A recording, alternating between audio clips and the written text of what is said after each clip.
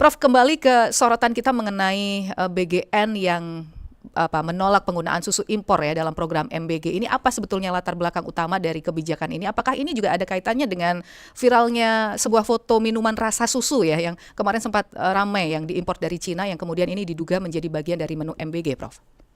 Ya, program makan bergizi gratis ini dirancang sejak awal untuk mengutamakan potensi sumber daya lokal dan kesukaan masyarakat lokal. Oleh sebab itu, maka di setiap SPG kita wajibkan ada ahli gizi dalam rangka melaksanakan tujuan kami dari awal. Jadi kami sedapat mungkin bisa membuat potensi sumber daya lokal, produktivitas lokal meningkat, karena BGN kan berperan satu untuk meng-create demand.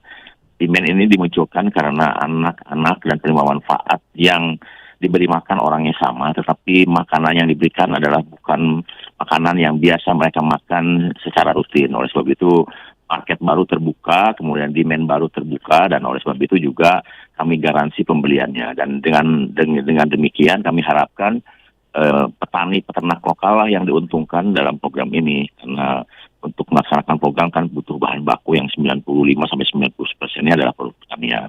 Dan sejak awal kami memang ingin berusaha program ini menjadi penanda atau dimulainya kemandirian dan ketahanan pangan lokal ya. Jadi kami memiliki kebijakan untuk semua bahan baku kalau bisa dipasok lokal atau minimal nasional.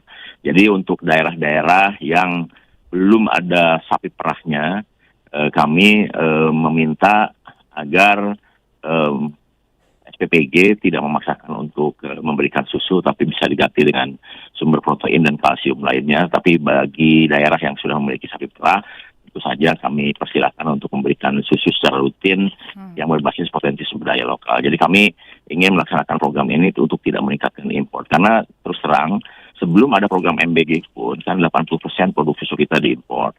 Nah, kita tidak ingin ketergantungan itu berlanjut terus-menerus, sehingga kami memberikan tantangan kepada berbagai daerah agar bisa memelihara sapi perahnya, agar susu itu berasal dari produk lokal.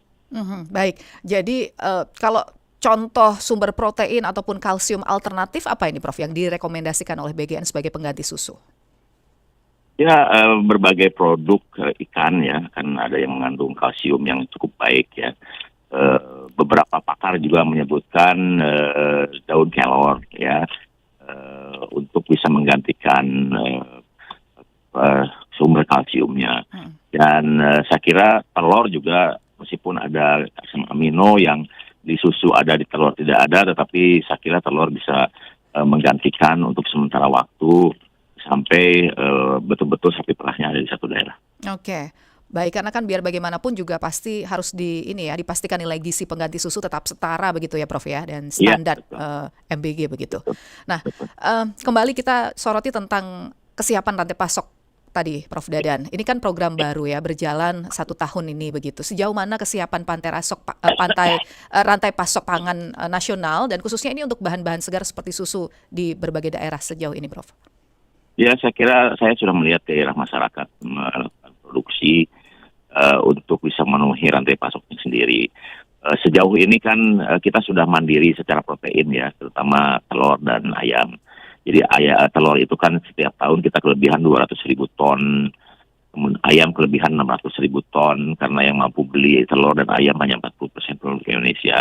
Tapi ketika program ini kemudian dilaksanakan dan kami berikan 2 kali seminggu baik telur maupun ayam, kami hitung-hitung akan membutuhkan telur sendiri saja 480.000 ton. Jadi yang kelebihan tadi 200.000 ton itu akan, kalau kami berikan 2 kali seminggu, jelas akan cepat terserap. Dan oleh sebab itu kami sudah sampaikan ke Bappenas, ke Kementerian Pertanian, agar untuk produksi telurnya bisa ditambah minimal dengan 6 juta ayam petelur baru. Kemudian demikian juga dengan ayam pedagingnya. Karena ayam setiap kali kita masak, ayam pedaging itu kan setiap kali masak butuh 350 ayam. Jadi satu SPG itu butuh 2.800 ayam. Sehingga kalau tidak ada peternak baru atau ayam baru dalam bentuk bentuk massal, saya kira kita harus mengatur supaya protein alternatif lah yang kita tonjolkan. Seperti misalnya di akhir tahun kemarin ketika harga telur meningkat, harga ayam meningkat karena kebutuhan sudah mulai terasa, maka kami instruksikan kepada seluruh SPG untuk mulai lebih banyak memasak ikan. Dan alhamdulillah harga ikan naik, harga telur stabil.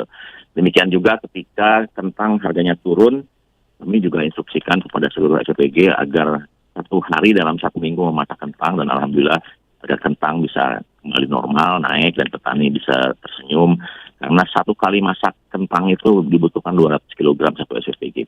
Jadi sejauh ini Badan Gizi selalu memantau perkembangan rantai pasok yang ada. Jadi kami meminta kepada seluruh SPG untuk mencatat produk apa yang sedang dalam tekanan sehingga kami bisa lepaskan tekanannya tersebut. Produk apa yang kurang laku bisa kita instruksikan untuk digunakan. Berarti ada mekanisme kontrol juga ya, jangan sampai terjadi inflasi juga dari bahan-bahan pangan tersebut ya Prof ya? Demikian. Jadi kami karena pembelian kami sangat masif, Iya. Dan kebijakan kami kan tidak menetapkan standar menu nasional, tapi menetapkan standar komposisi gizi, di mana menunya diramu lokal, tetapi dalam saat-saat tertentu kami bisa instruksikan untuk bisa mengendalikan harga. Contoh ya, ketika tanggal 17 Oktober 2025, saat ulang tahun Pak Presiden Prabowo Subianto yang ke-74, Badan Gizi meminta agar seluruh SPG memasak satu menu saja, yaitu nasi goreng dan telur ceplok. Saat itu, dengan 36 juta penerima manfaat, itu telur satu hari terserap 2.600 ton, sehingga harganya naik 3.000 dalam satu hari itu. Dan saya kira tahun depan kalau kita akan instruksikan hal yang sama, juga akan membutuhkan telur lebih banyak lagi karena sudah akan mencapai 82,9 juta butir telur atau 5.500 ton telur satu kali masak. Dan oleh sebab itu kami mengatur agar SPG membuat menu yang beragam berbasis potensi sumber daya lokal dan kesukaan masyarakat lokal, tetapi dan saat-saat tertentu kita bisa gunakan untuk menjadi instrumen menaikkan harga atau membeli produk yang tidak laku, atau coba kita lepaskan produk-produk yang sedang mendapat tekanan agar masyarakat juga tidak dirugikan dengan harga yang naik. Baik. Nah, selain memperhatikan rantai pasok, menjaga kestabilan harga karena kebutuhan juga besar begitu atau demand yang besar, terkait kualitas dan keamanan pangan dari program MBG ini bagaimana Pak Prof Dadan? Kemarin kan juga disinggung Pak Presiden pada saat retret ya Prof Dadan. Ya, itu adalah tujuan kami tahun 2026, kan kita sudah mencatat ya. Di September itu ada 67 kejadian SPPG yang menyebabkan gangguan pencernaan pada anak-anak. Kemudian di Oktober naik ke 85, alhamdulillah di November turun drastis ke 40, dan selama bulan Desember itu menyisakan 12 kejadian. Kami memiliki target agar di tahun 2026 ini kejadiannya seminimal mungkin, bahkan kalau bisa tidak ada kejadian sama sekali. Dan oleh sebab itu kami dalam program 2026 selain melengkapi jumlah SPG agar bisa melayani 82,9 juta, sekaligus juga melakukan sertifikasi dan akreditasi bagi satuan pelayanan pemenuhan gizi, sehingga mereka akan terdorong untuk memberikan pelayanan yang terbaik dengan kualitas maksimal dan juga keamanan pangan yang tinggi. Baik, jadi angka kasus keracunan di program MBG mengalami penurunan ya, catatan kami tadi seperti yang Prof Dadan sampaikan, Oktober 85 kejadian, turun 40 di bulan November dan 12 kasus di bulan Desember. Baik.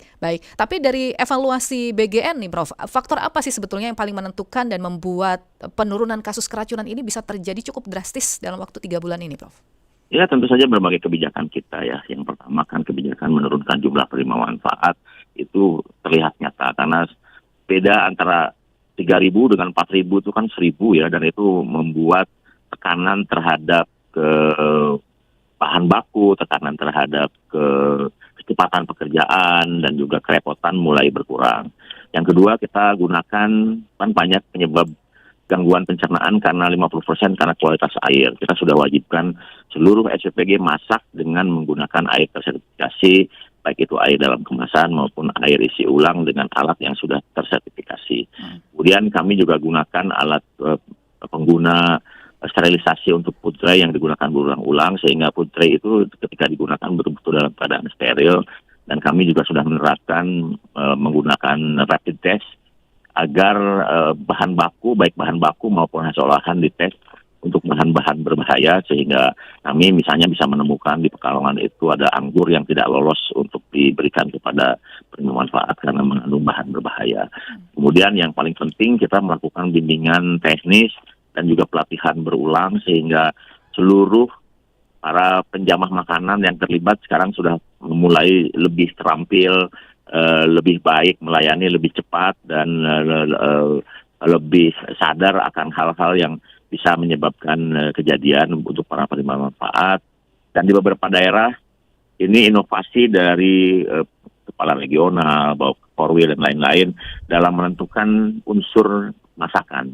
Jadi contoh di Jogja itu dengan menghilangkan satu unsur makanan atau bumbu makanan yaitu santan, di mana santan tidak digunakan sama sekali di Yogyakarta, itu menghilangkan 100% kejadian karena kalau kita mengolah untuk 10-15 orang mungkin santan mudah, tapi ketika mengolah untuk 1.000 orang penanganannya harus khusus sehingga cepat basi, dan cepat basi inilah yang menimbulkan gangguan pencernaan pada penerima manfaat, dan ketika dihilangkan betul-betul bisa membuat makanan itu aman konsumsi.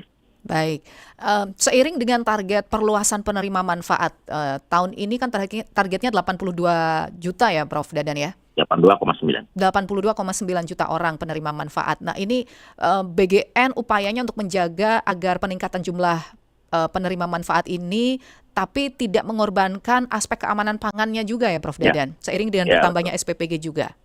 Ya, betul. Jadi kami akan kejar pemenuhan targetnya di 5 bulan pertama agar seluruh SPPG baik di aglomerasi maupun di daerah terpencil sudah bisa terbentuk, 100% bisa dilayani sambil kita melakukan sertifikasi dan akreditasi supaya seluruh SPPG tetap mengejar kualifikasi unggul atau sangat baik, dan itu akan menandakan satu pelayanan yang sangat maksimal di mana tidak hanya menghasilkan menu dengan gizi seimbang yang berkualitas tapi juga aman dikonsumsi. Baik. Sertifikasi dan akreditasi untuk SPPG. Mungkin bisa dijelaskan singkat Prof Dadan bagaimana skema ini dan indikator apa saja yang dinilai dalam sertifikasi dan akreditasi ini? Ya, kita akan menggandeng lembaga independen untuk menilai pertama ya pasti kualitas fasilitas, kemudian alur yang dibuat di setiap SPPG, dan kemudian pemahaman dari semua unsur yang terlibat dalam proses pembuatan makanan terkait dengan critical control point, bagian-bagian mana ya yang sangat berbahaya. Contoh misalnya ketika bahan baku datang harus diapakan, kemudian ketika bahan yang cepat busuk harus disimpan pada tempat penyimpanan berapa derajat, kemudian disimpan dengan berapa ketebalan dan sebagainya, itu yang kemudian menjadi penilaian, termasuk setelah itu bagaimana disiapkan, bagaimana dimasak, berapa lama dimasak, kemudian berapa cepat di porsi, dan kemudian bagaimana cara pengirimannya, bagaimana setelah sampai juga dibagikan di tempat penerima manfaat. Itu bagian-bagian yang akan menjadi bagian penilaian di mana seluruh rangkaian itu akan menentukan apakah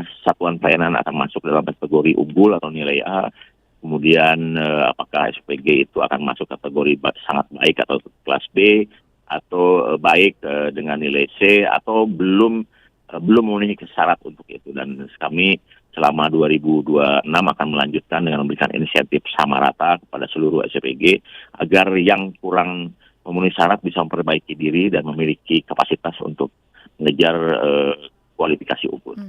Apakah ini artinya klasifikasi ataupun akreditasi SPPG ini nanti juga akan berdampak pada kelanjutan kerjasama atau izin operasional mereka, Prof? Iya, tentu saja. Bagi mereka yang memiliki kemauan keras untuk melakukan kegiatan dengan tingkat keamanan tinggi, dengan tingkat higienis tinggi, dengan kesungguhan, kita akan lanjutkan. Bagi mereka yang tidak terlalu sungguh-sungguh, ya kita akan evaluasi. Baik, karena ini momentum awal tahun dan kembali anak-anak ke sekolah lagi, program MBG berjalan lagi, apa yang mungkin ingin dipesankan agar zero defect seperti pesannya Pak Presiden kemarin di tahun 2026 ini bisa dipenuhi begitu, Prof? Silahkan. Ya, saya mengajak kepada seluruh yang terlibat, baik itu kepala SPG, ahli gizi, akuntan, relawan, dan para mitra di garis depan betul-betul meningkatkan kesadaran dan tanggung jawab bahwa apa yang kita lakukan adalah investasi SDM terbesar pemerintah Indonesia masa depan untuk menghasilkan generasi yang berkualitas di masa mendatang, dan oleh sebab itu kita harus hasilkan makanan dengan gizi seimbang yang berkualitas dan sangat aman dikonsumsi. Saya kira kesadaran ini penting karena bagaimanapun mereka ada di garis depan, dan kepada penerima manfaat saya kira kita harus mulai serius juga untuk tidak hanya mengkonsumsi makanan tapi juga mulai memahami bagaimana memilih makanan yang sehat, dan terutama ketika mau makan juga kondisi tubuh kita harus dalam keadaan higienis, apakah mencuci tangan atau membawa alat makan yang bisa menunjang tingkat keamanan tinggi. Baik. Baik, Prof. Dadan Hindayana, terima kasih untuk waktunya berbincang bersama RRI. Sehat selalu, Prof. Dadan. Selamat pagi. Sama, Mbak Luna, makasih.